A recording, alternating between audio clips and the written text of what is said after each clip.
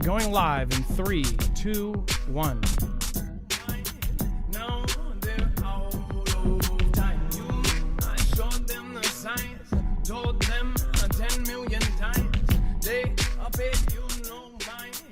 Now. All right, what is going on, guys? It is Adam A.K. Marf, and this is Marfoogle News. We're going to get right into it. Robert F. Kennedy Jr. confirmed as the Secretary of HHS, capping contentious fight over, of course, a very, very, very important subject. Now, of course, if you don't know, RFK is, of course, related to JFK and all of the rest of his family, and their family has had quite a history of bad luck, to say the least. And as far as the views of RFK, it is a giant deal that this is happening, whether you are somebody who is a detractor of RFK or whether you are a fan of RFK. Either way, it's like both ends of the spectrum. People are overly just over the moon, or they are absolutely furious that he is in, or they just don't know why what the big deal is.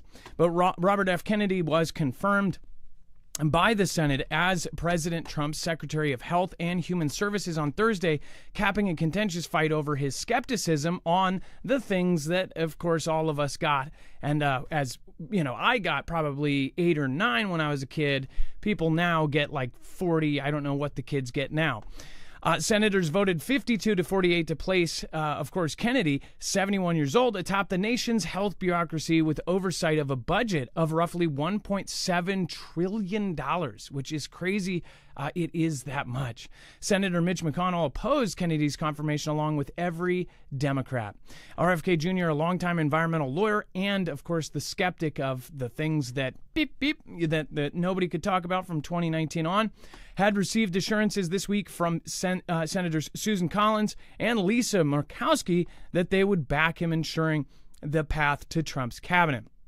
So this is a giant deal. Now, of course, you guys have known we have covered some of the stories surrounding, of course, the things that we couldn't talk about since 2019. In fact, by the way, we are absolutely sure that it's probably going to get better for these, platforms saying certain things. Those I don't believe will ever be touchable. There's like 3 hardline things you really just can't touch, and that is one of them, right? And by the way, we don't have multi-channel networks to back us up or to save us if something goes wrong. But as far as this goes, this is a giant deal. We have covered all of the stories that have said that these are the future of health. And of course, that is from the perspective of the companies that make all of this stuff. In fact, we have shown you clips of, Klaus Schwab even talking about him, of Mr. Gates, them saying that this is the future, that you'll have something that you would be able to take for almost everything, that you could prevent, this kind of cancer or that kind of thing or this kind of thing with just one little prick, right? But as far as that goes, they are looking at it from a financial standpoint. In fact, these companies are saying that this is going to be a quadrillion-dollar business and that it's going to be the future. Because as technology and AI ramps up, they're going to be able to find out all of these new things and they're going to use it in these things. Well, he is completely against these things, or against the way that they're doing them now, right? As many people know, he's not fully against them. And they say skeptic because he's skeptical of some of the things, not all of the things. But this is a giant deal. Almost no one thought that this was actually going to go through. In fact, when Trump got first put in, it's like, you look at all of his cabinet picks and everybody was excited, but how many of them were actually going to get in? In the first week or so, 1 or 2 of them, I believe, didn't make it or didn't make the cut, or they found something wrong. Of course, you had scandals and things like that. And now we're here, and now RFK is getting put in. One thing to think about is he is going up against some of the biggest companies and the biggest, in fact, the biggest company in the world, the one that owns all of the smaller companies involved in health, and his family history. Keep that in note. What if something happens to the guy? That is something that is absolutely crazy to think about. Before we move on, and we're going to touch on some other things as well, and we're going to get other opinions on this as well, and we're going to go to chat here in a second. But I do want to remind you guys, make sure to go check out Jace. If you want to get yourself antibiotics in a handy kit, you can do a very, very simple telehealth appointment from the comfort of your couch and get yourself all the most commonly prescribed antibiotics in a kit from Jace. Jace is easy to use, and it's, again, a board-certified doctor you'll talk to, and you'll get this shipped right to your door. The Jace case, you can also add on things like albuterol and other things. Go over to marfooglenews.com/Jace and make sure to use the code MARF. You can also get a 12-month extended supply of your prescription meds through that. Check out and ask about Jace daily. All right, let's bring in my co-host / internet brother, Dex James. What is going on, and how are you doing today? Well, hello, Adam, and hello, Foogle fam. I'm doing just fine.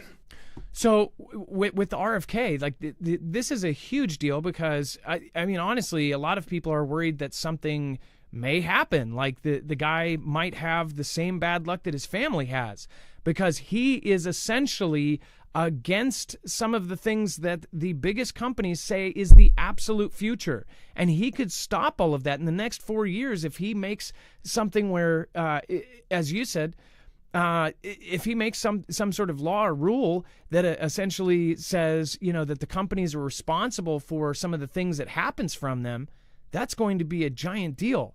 Dex, this is huge. Yeah, that's exactly it. And look, when you see pharmaceutical stocks going down because they were getting closer to confirming him, and now he's in, that should tell you something. And Dex, do you want to go over, of course, Trump imposes these reciprocal tariffs and what this means on U.S. trading partners worldwide after what he calls unfair treatment? Yeah, so basically he's planning to launch the largest worldwide reciprocal tariffs against any country that's got tariffs on us. It's the most sweeping since America put in place the 50% tariffs on all manufacturing goods back in 1890. Which is a long time ago. These tariffs, they don't actually go into effect right away. But what's interesting is they have a short period of time in which they will go into effect, which I assume means everybody's going to pick up the phone and call our president and say, what can we do? Or what do we have to do? And if he, obviously if he sees them getting on a path to resolving the inequitable trade between us and other countries, then he will lift that or not put it into effect. In the general theory is what he's trying to accomplish is he's trying to get these companies that import massive amounts of goods and product into our country to actually manufacture them here. So he's giving them a lower tax break and as a corporate tax, as well as no tariffs if they will just bring what they need here, hire people here, build their product here to distribute to the people here, which he is assuming is going to make a lot of jobs in America. So that's the plan. We'll see how it actually fleshes out. But this will be a big deal because it's going to affect everybody. And I wonder if some countries will just straight up drop the contracts or just say, then we'll just stop importing it. He's essentially doing almost the same tariffs back to these people. We talked about this before the show. These countries are grabbing a bunch of this, a lot of the money that is funding some of these other countries. A lot of it is coming from tariffs and things like this. And then, of course, if you watch the whole video of Elon, which I didn't actually, I saw highlights, and I would recommend watching that whole video. I think that the reason why many of the channels don't show or didn't show the whole interview is because it very much humanizes Elon. A lot of people have demonized Elon in the last couple years as a dad and somebody who sees, I can see the interaction with his kid. He had his kid there, and it did change the entire vibe of the actual interview. For instance, I think that the reporters were a little bit nicer just because his kid X was there, which, again, he named his kids his X. But the kid was on his shoulder for a good chunk of time. And I mean, I got a genuine chuckle out of his kid putting his fingers in his ear, and you could see him, he's starting to react to it. And you could see even how he tells his kid, hey, stop that. And just the interactions between them. So I believe that that's why a lot of the clip didn't go out. But that clip was incredibly important. Once I watched that full one, Now, this actually came out a couple days ago, but I was blown away by this. And I know that a lot of other people were too. And a lot of people missed this because a lot of people didn't see that full, interview in the White House. Most people have seen at least a thumbnail of him wearing his, long jacket in the White House next to Trump.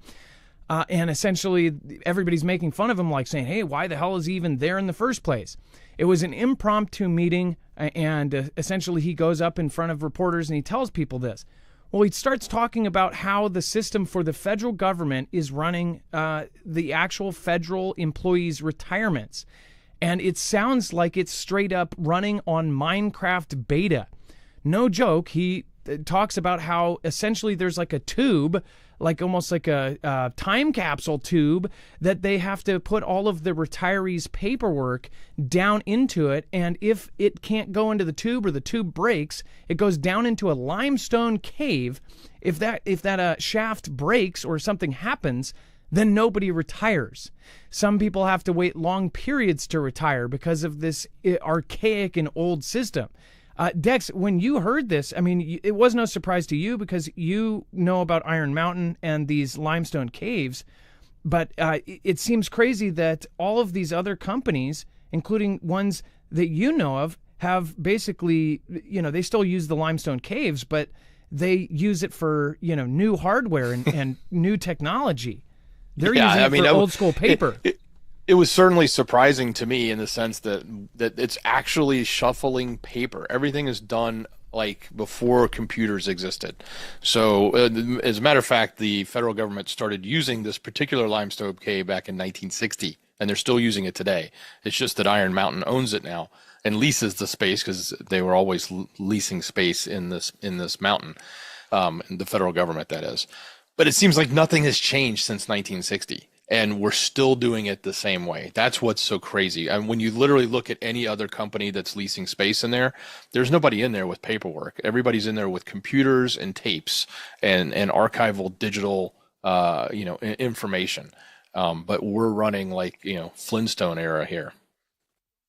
And as far as this, they're in manila envelopes and they're put into straight up, these office boxes, and then they're put in this just massive, massive storage.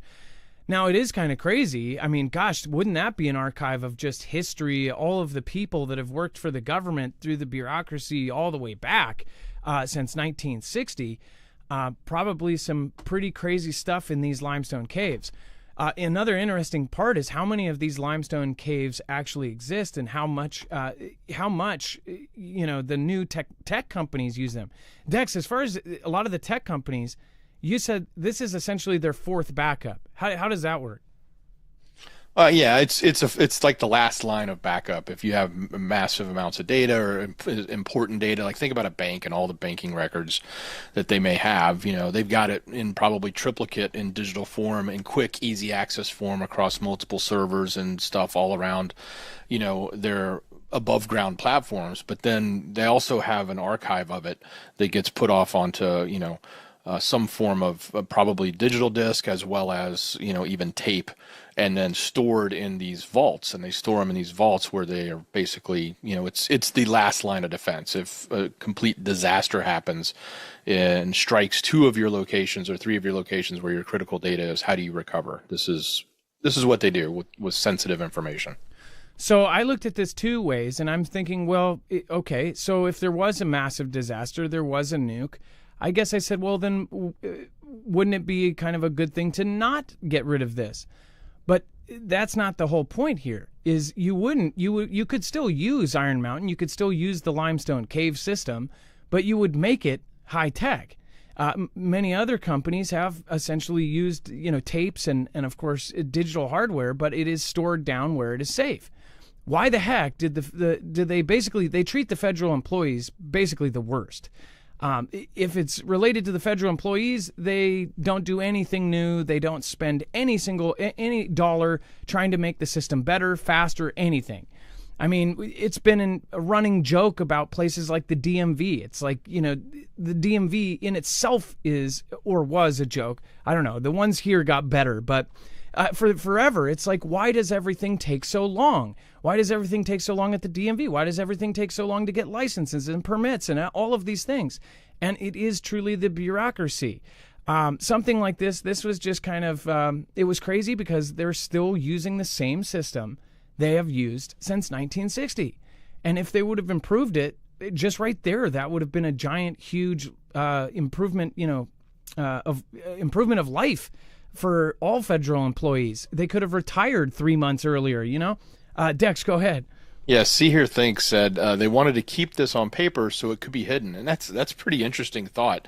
I mean, if you think about the Doge team saying, "Hey, let's go check out the retirement system," and this is what they run into, their crackpot programmers can't really go funnel through all this data. Like, what are they going to do? Sit down and start pulling out boxes and reading through it? Like, you can't write an algorithm to sit there and try to find all the fraud.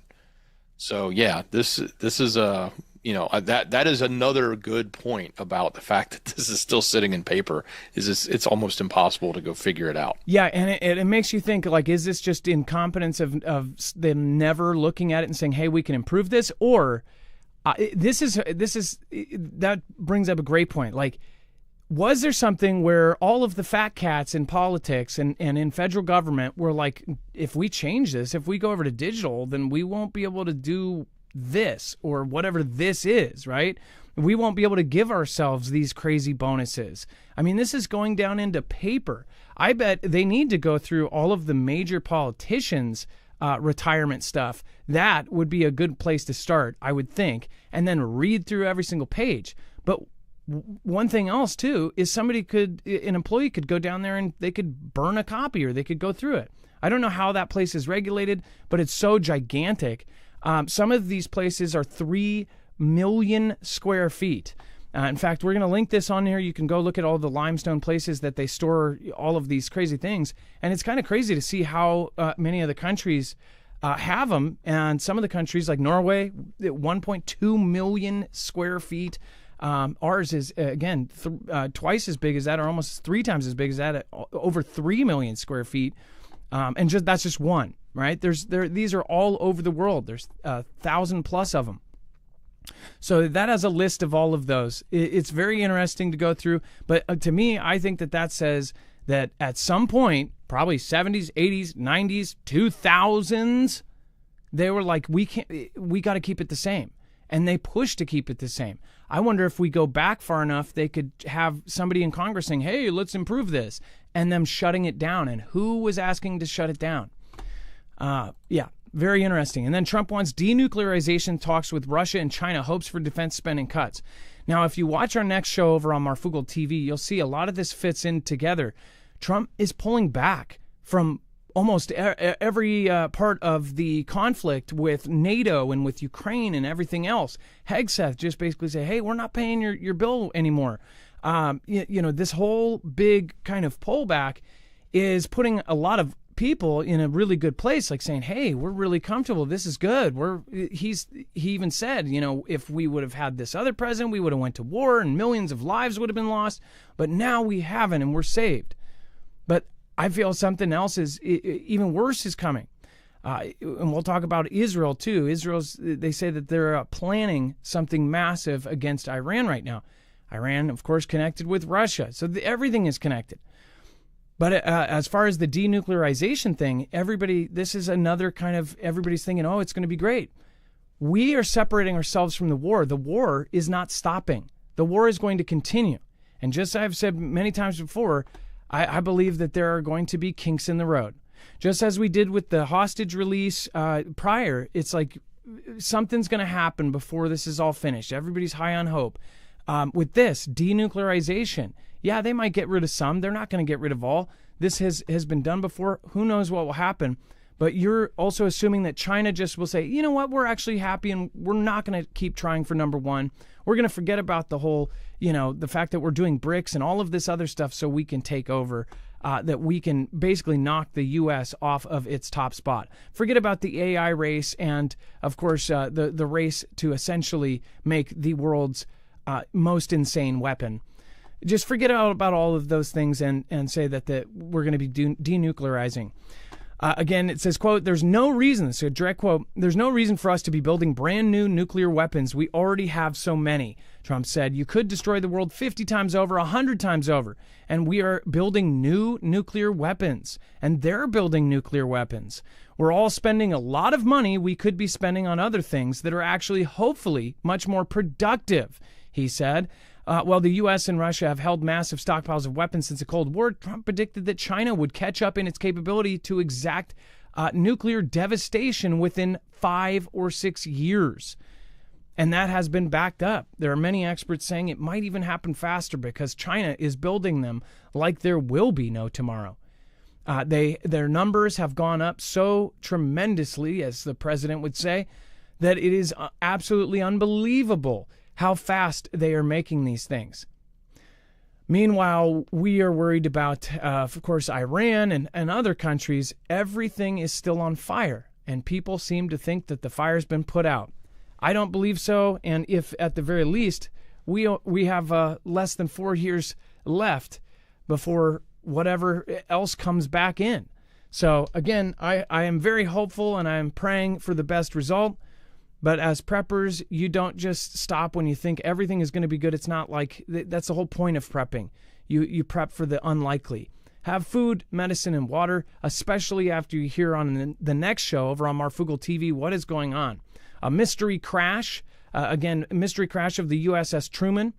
Not much is being said, and that's the reason we think might be some weirdness around it. We're going to talk about the U.S. and China clashing in the South China Sea. We're going to talk about NATO in disarray. We're going to talk about all of it. They are now saying in the admin that, hey, NATO, we want to be done with this.